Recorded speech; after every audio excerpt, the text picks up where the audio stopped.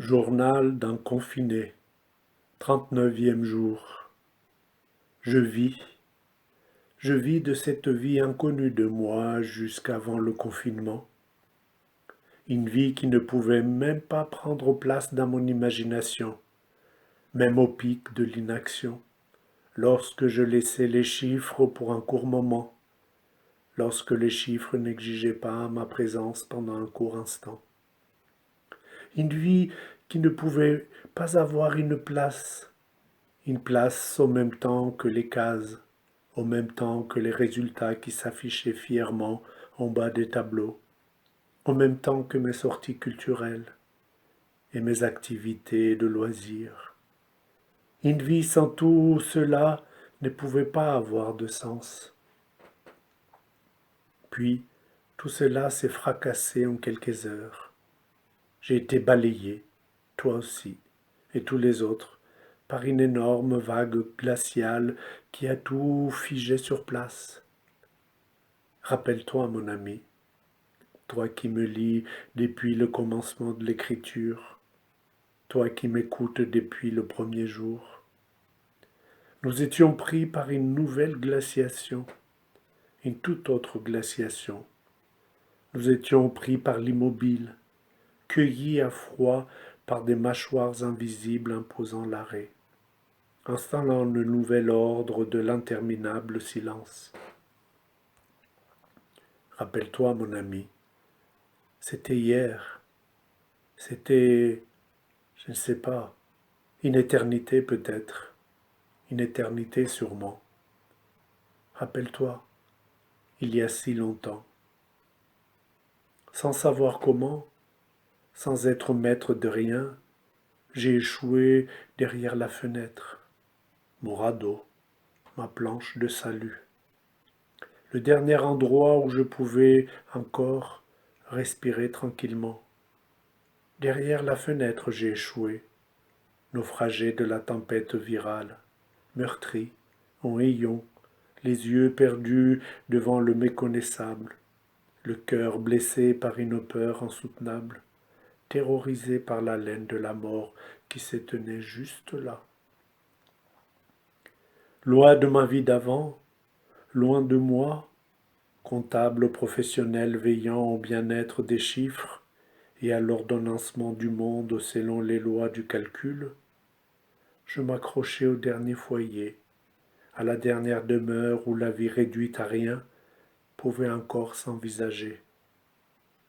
Puis, tu te souviens aussi bien que moi, profitant de l'espace vacant, de la béance du néant dans lequel j'étais, des mots, sans crier gare, ont commencé à se montrer, à se former en moi. Quand j'y pense, moi qui ne savais qu'écrire en chiffres, moi qui ne savais que penser grâce aux opérations de calcul, j'étais en présence des lettres, d'innombrables lettres s'enjonçant dans tous les sens pour former des mots qui se formaient en moi, dans le sans-signe de ma vie d'avant, dans le silence radio du monde de la gestion comptable, dans l'arrêt brutal de l'affairement, une autre parole prenait place en moi. J'ai hésité, je croyais perdre la raison. Comment faire face à cette nouvelle floraison? Il a fallu m'accrocher désespérément derrière la fenêtre et ne pas bouger. Surtout ne pas bouger, surtout ne pas partir au courant. Attendre, attendre rien du tout, ce qui veut dire attendre vraiment. Attendre non pas un ailleurs ou un autrement, mais attendre pour rien. Ça a commencé cela, ça a commencé comme cela, dans l'inhumanité de l'arrachement, dans la brutalité de l'exil. Un cahier, un crayon, des choses qui se trouvaient dans l'appartement sans raison, perdues qu'elles étaient dans l'inutilité, dans la marge de l'existence moderne. Franchement, mon ami, un cahier, Un crayon, à quoi pouvait-il vraiment servir? Un cahier vieux, oublié avec des moisissures, avec des pages qui commençaient à jaunir dans les coins, des pages qui n'étaient plus vraiment blanches. Un crayon, minuscule chose, fine, avec une gomme au bout. Un crayon sans mine, cassé depuis longtemps. Un crayon muet. Peut-être avait-il même oublié comment dessiner les lettres. Une petite table ronde métallique, d'un blanc laiteux, qui prenait le soleil sur le balcon, qui accueillait de temps à autre une tasse de thé ou une tasse de café. Une jolie nappe, j'ai déjà oublié comment était-elle, depuis qu'une tache noire l'a rendue inutilisable. Une chaise du salon qui n'a jamais dit non, accueillant mon corps sans aucune discussion, avec une stoïque discrétion, complétait le tableau. Tel était mon nouveau foyer, là où une nouvelle hospitalité avait eu lieu. Un temps de réception de l'innommable devenait mon nouvel horizon, donnait le tempo d'un voyage de l'inconnu vers l'inconnu, de ce nulle part à un autre nulle part, d'un ici qui n'était déjà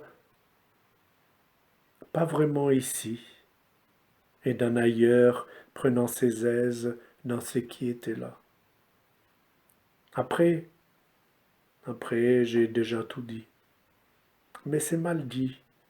J'essayais, oui, j'essayais de faire au mieux avec tous ces mots nouveaux. Ils ont été tellement bons avec moi, patients, précis, respectueux, humbles, puissants, profonds, ordinaires. Bien souvent, presque tout le temps, je n'étais pas à la hauteur de leur venue, mais l'immobile étendue qui m'entourait m'encourageait à continuer, à laisser les mots guider ma pensée sur des chemins jamais parcourus auparavant.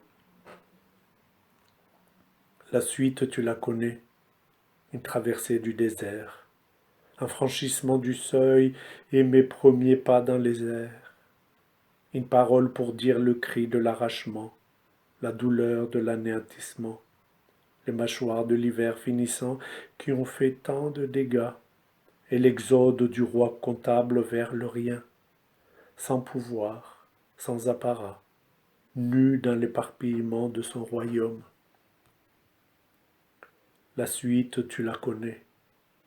Le printemps qui est quand même là, qui dit un autre commencement, une hardiesse de la floraison qui ne demande rien. Elle s'épanouit, instant après instant, rendant grâce au soleil, à la lune, aux oiseaux et aux abeilles qui ensemencent le vivant, encore une fois. La suite, tu la connais, jusqu'à maintenant. Maintenant que j'ai plus rien, à l'heure du contentement, à l'heure du bourgeonnement du manque, de l'éclat du sombre et de la joie dans l'humilité de l'ordinaire. Le vieux cahier aux pages jaunies est rempli des mots. Plein comme un œuf, il se tient et sourit à la pâle lumière du matin. Il s'efface pour devenir mémoire. Il s'efface, heureux d'avoir dit l'histoire. Le crayon n'est plus, il s'est volatilisé, il s'est incrusté dans mes doigts. Sa mine, infatigablement, a calligraphié au mieux les mots venus de partout. Pas un instant il ne s'est éloigné de ma main. Toujours là, jusqu'au dernier mot. Toujours là, jusqu'à la dernière lettre. Avant ce dernier soupir, il m'a adressé un reconnaissant sourire, avant de devenir un de mes plus beaux souvenirs. La petite table ronde est de nouveau sur le balcon, sans nappe. Elle attend un prochain passage du monde. Elle semble heureuse, perdue dans le souvenir des caresses de la nappe et de l'incessant mouvement du crayon. Je n'ai plus rien maintenant. Je n'ai plus besoin de quoi que ce soit maintenant. Les mots se disent au moi, ils s'écrivent dans le secret de mon corps, résonnent dans le thorax, chantonnent au plus près du cœur, prennent leur envol dans le sang neuf, s'agencent avec ma pensée qui se tient mieux sur ces étranges terres. Je suis partout maintenant, ici, ailleurs, derrière la fenêtre, ou au sommet du Vercors, à côté de toi, à côté de tous les autres. Le désert s'est transformé en oasis, l'aride ne cesse de fleurir. L'angoisse se dit maintenant dans le calme de la respiration. Le silence dévoile des secrets passages, me prend par la main et nous fredonnons un chant de commencement, un chant pour dire les chapitres du voyage initiatique, pour dire le voyage d'Ulysse qui n'est pas pressé de retourner à Ithaque, car Ithaque lui fait peur maintenant, car il ne sait pas s'il sera capable de retrouver son trône, de reprendre sa place de roi, sa place dans le grand calcul.